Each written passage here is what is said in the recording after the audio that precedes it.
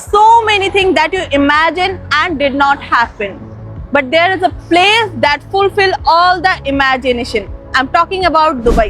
For example, Dubai তাদের ঐতিহ্য এবং আদিকালের সকল কিছুই বর্তমানেও তুলে ধরেছে। দুবাইতে প্রতিদিনই সাধারণত লাখো জনতা মেট্রো স্টেশন ব্যবহার করে থাকেন, বাট আপনারা কি জানেন সেই মেট্রো স্টেশনটি কিভাবে এবং কার উপরে ভিত্তি করে ডিজাইন করা হয়েছে? দুবাই আগে চলতো হচ্ছে ফিশিং এবং পার্লিং এর উপর।